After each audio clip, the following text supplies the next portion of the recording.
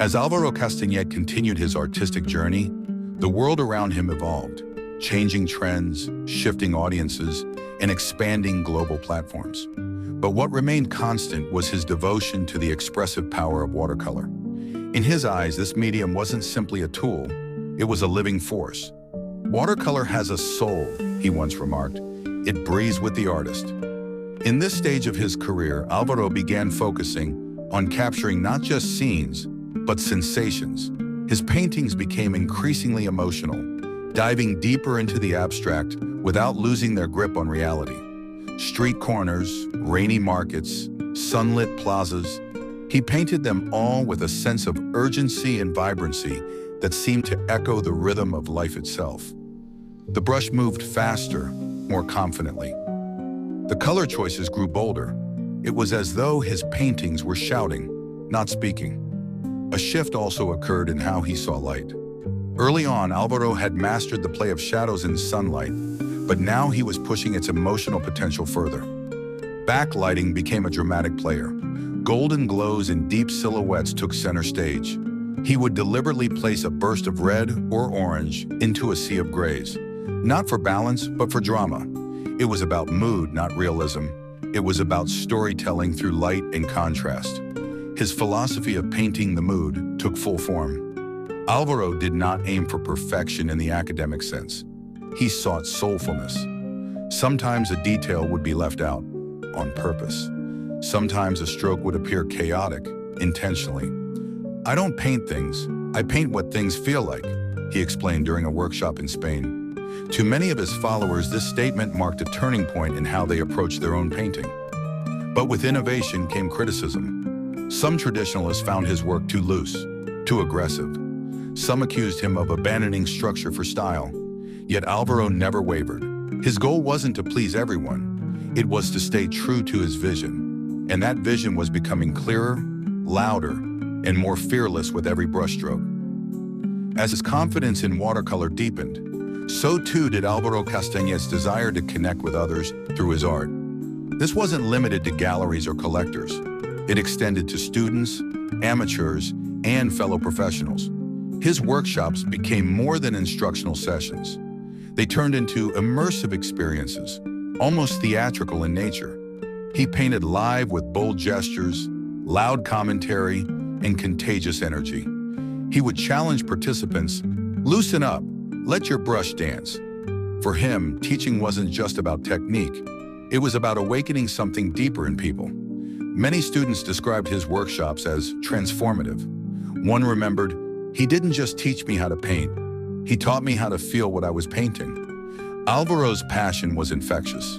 Whether in Buenos Aires, Tokyo, Amsterdam, or Cape Town, his presence filled the room, and often the streets wherever he painted. It was during this phase that Alvaro became a true ambassador for watercolor. He wasn't content with being a master. He wanted to elevate the medium itself. He wanted people to see it not as fragile or secondary, but as dynamic, strong, and full of impact. He started organizing exhibitions that celebrated watercolor as a serious form of fine art, worthy of major recognition. He joined international art societies, judged competitions, and took part in panels discussing the future of watercolor. His influence began shaping the very conversation around the medium. And yet, even as his public presence grew, Alvaro's private connection to painting remained intimate. He would often travel alone, walking the streets of cities before dawn with a small sketchbook. He believed these solitary moments were essential. "A painting begins long before you pick up the brush," he said. "It starts when you feel something, when a street or a shadow or a smell moves you." He filled notebooks with quick impressions, poetic fragments, and color notes. These were not plans, they were emotional seeds. His paintings from this period reflect a striking maturity. They're not louder or brighter, they are deeper. You can feel the silence behind the noise, the calm behind the chaos. A solitary figure in a café, a taxi disappearing into mist, a quiet alley glowing with afternoon light. Each image speaks volumes, not through detail, but through emotion. And that, ultimately, became Alvaro's signature.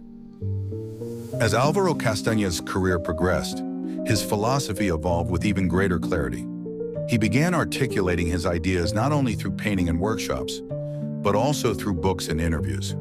His writings, both instructional and reflective, offered a rare window into the mind of an artist who had long broken free from convention. In his book, Painting with Passion, he wrote, "Technique is the skeleton, emotion is the flesh. Without feeling, a painting has no life." This distinction between skill and soul became central to everything he did. He urged artists to paint from their gut, to allow instinct and spontaneity to override overthinking. He often spoke about the tyranny of perfection, how it chokes creativity. Beauty, he said, lives in imperfection, in the brushstroke that surprises even you, in the edge you didn't control. This outlook resonated deeply with a generation of painters who felt trapped between academic rules and expressive freedom. His international acclaim only solidified this influence.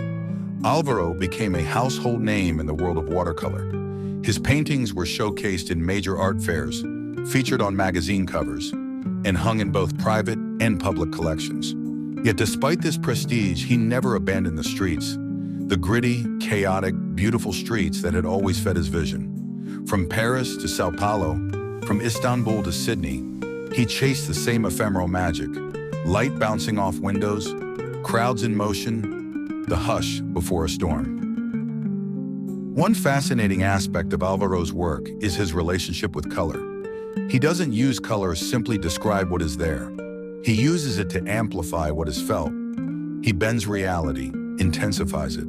His palette is often warm, passionate, and slightly surreal. Crimson shadows, violet grays, bursts of fiery orange. They create a kind of emotional truth. He once said, "I don't paint what I see, I paint what I want you to feel." This emotional truth became the hallmark of his late works. There was increasing abstraction in his compositions, even as the subject remained clear. The focus shifted from scene to sensation, from object to atmosphere. He experimented with negative space, let colors bleed into each other, and allowed water to become as expressive as pigment. In doing so, he reminded viewers that watercolor is not about control. It is about collaboration, with water, with light, with chance.